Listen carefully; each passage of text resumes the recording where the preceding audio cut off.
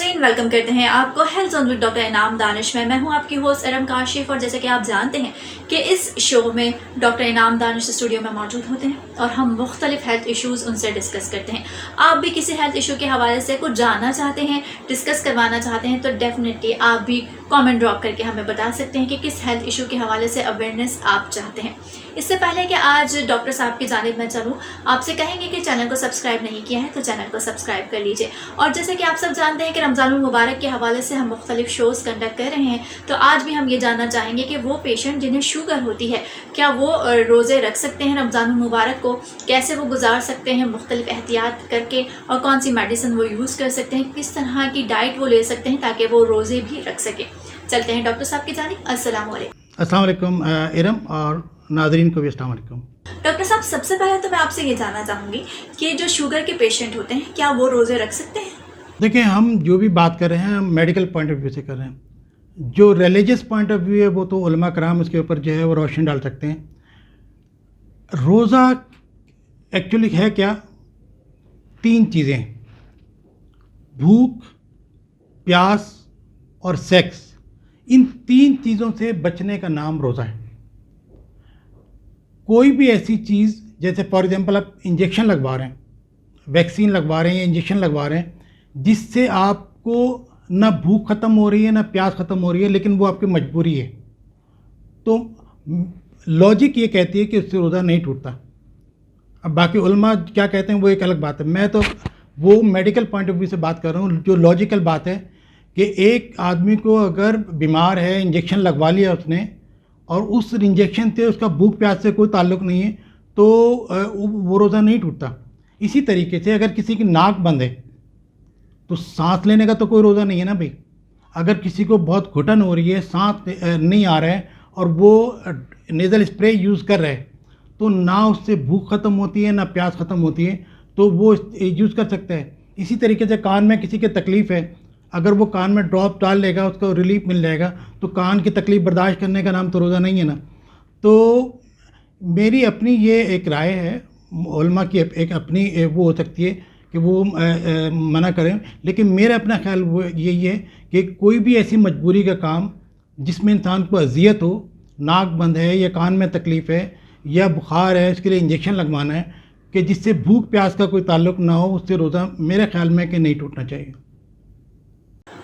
Doctor साहब, ये बताइए कि रोज़े के दौरान जो टाइप 1 डायबिटिक पेशेंट होते हैं उन्हें दवाओं में क्या एहतियात करनी चाहिए?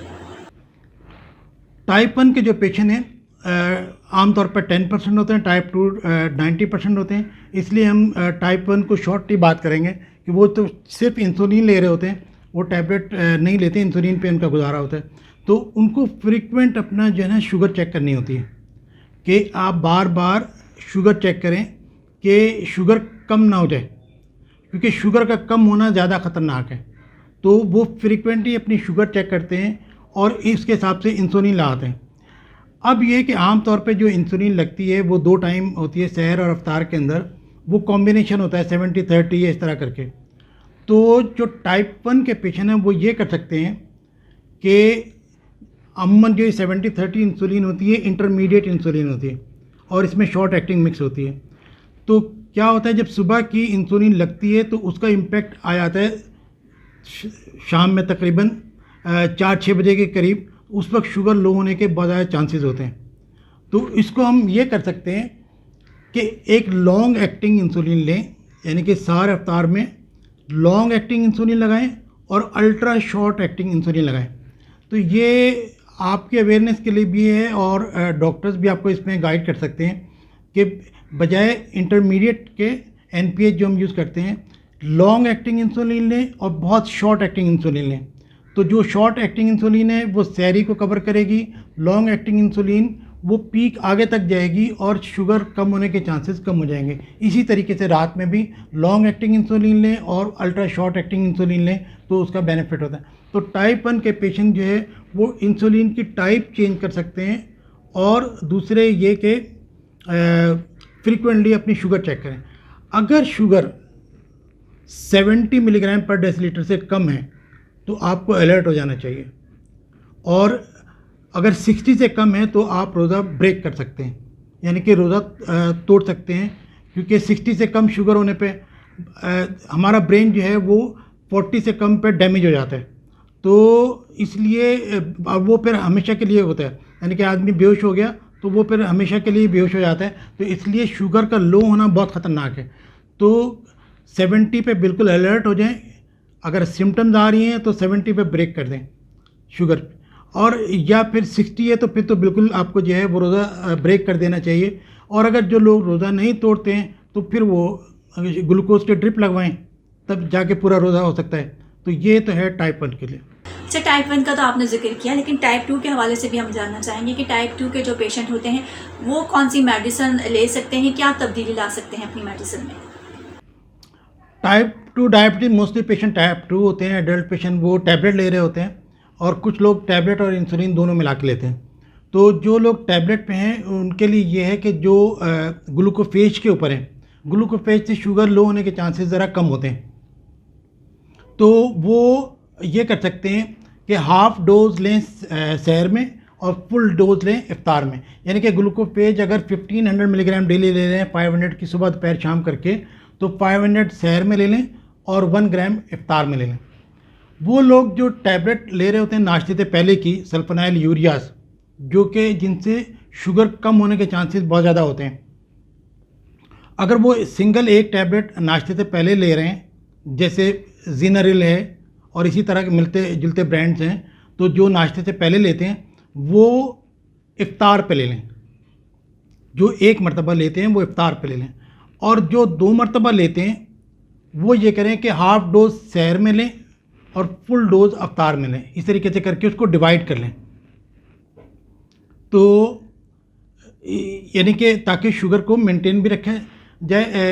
एक ख़ास बात यह है कि अच्छा आगे में चल के बात करते हैं। इसी तरह इंसुलिन पे है कि इंसुलिन जो है वो जो लोग साथ में इंसुलिन लेते हैं वो हाफ़ डोज इंसुलिन जो है वो सहर में लें और फुल डोज इफ्तार में लें। तो इस तरीके से करके हम इसको एडजस्ट कर सकते हैं अपनी मेडिसिन को, कि ताकि शुगर बहुत कम भी ना हो और शुगर ज़्यादा भी ना हो जाए।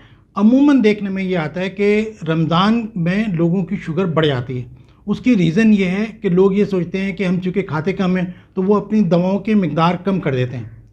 तो ऐसा नहीं है। हम सहर अफ्तार में इतना ज़्यादा खाते हैं कि वो आम रूटीन से भी ज़्यादा खाना होता है।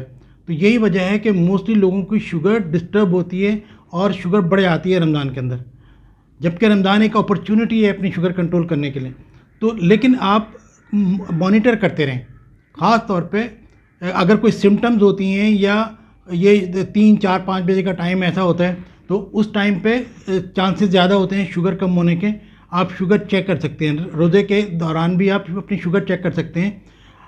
क्राइटेरिया वही है कि अगर शुगर आपकी 60 या इससे कम पे जा रही है तो फिर आप रोज़ा या तो ब्रेक करें या ग्लूकोज के ड्रिप लगवाएं, ये ख्याल कर सकते हैं। जो ये टाइम होता है असर के करीब जो है, इसमें शुगर कम होने के चांसेस बहुत ज़्यादा होते हैं। अपना ख्याल इसमें ज़रा ख्याल रखने की ज़रूरत है। अच्छा, यहाँ ये बताइए कि शुगर जो पेशेंट होते हैं, शुगर के पेशेंट होते हैं, डायबिटिक जो होते हैं, वो रोज़े के दौरान वर्जिश कर सकते हैं क्या? एक्सरसाइज का जहाँ तक ताल्लुक़ है तो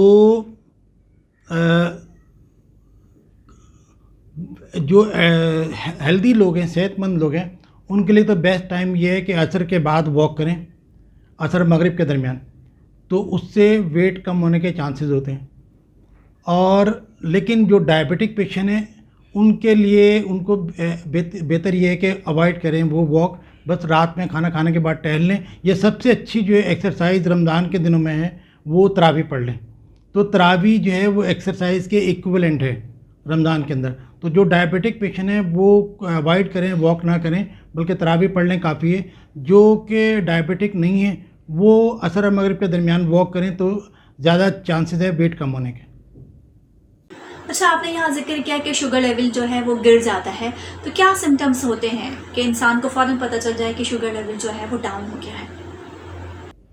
शुगर लो होने की अलामात जो है वो हार्ट बीट तेज़ हो सकती है, पसीने आने लगते हैं, घबराहट होने लगती है, चक्कर आते हैं लोगों को, और सही तरीके से बात को समझ नहीं पा रहे होते हैं, तो अब भूख लगने लगती है। ये सब कैफियत हैं। तो आम तौर पे जो डायबिटिक पेशेंट हैं उनको आइडिया होता है कि शुगर लो कैसे हो रही होती है।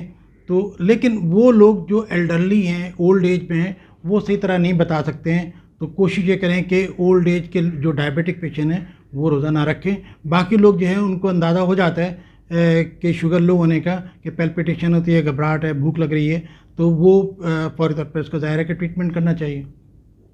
अच्छा, यहाँ मैं आपसे ये जानना चाहूँगी कि क्या रोज़े के दौरान जो इन्हेलर यूज़ करते हैं अस्थमा के पेशेंट, क्या वो यूज़ कर सकते हैं? रोज़े का और डायबिटीज़ का जो लिंक है, इसके बारे में अमेरिकन डायबिटीज़ एसोसिएशन का एक मैगज़ीन है डायबिटीज़ केयर के नाम से। तो 2004 अक्टूबर के उस जर्नल के अंदर एक स्टडी पब्लिश हुई थी एपीडीआर के नाम से, epidemiology of diabetes and Ramzan.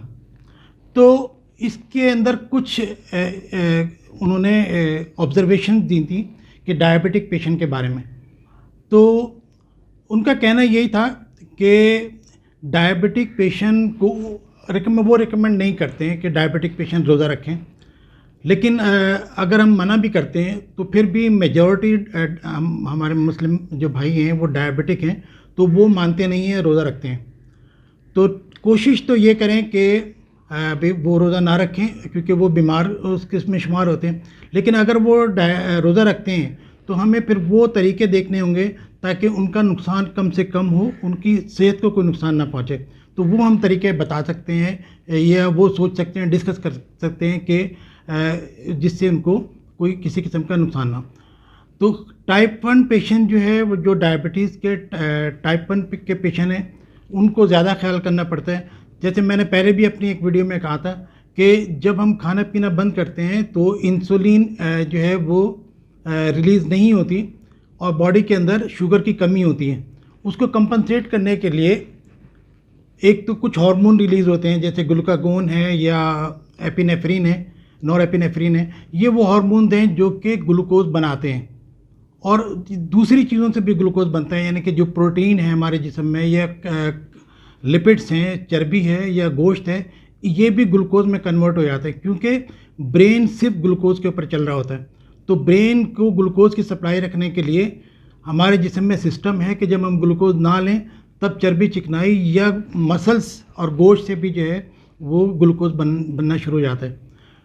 तो इसका बेनिफिट तो ये ज़ाहिर है कि हमारा सिस्टम चलता रहे, लेकिन इसके कुछ नुकसानात भी हैं कि जब हम लिपिड से या चर्बी से जब एनर्जी बनाते हैं और जिस्म उसके ऊपर चला जाता है एनर्जी के ऊपर, तो एसिडोसिस हो सकता है, कीटो एसिडोसिस उसको कहते हैं, कीटोन बॉडीज़ बनती हैं, तो वो हार्मफुल कंडीशन भी हो सकती है।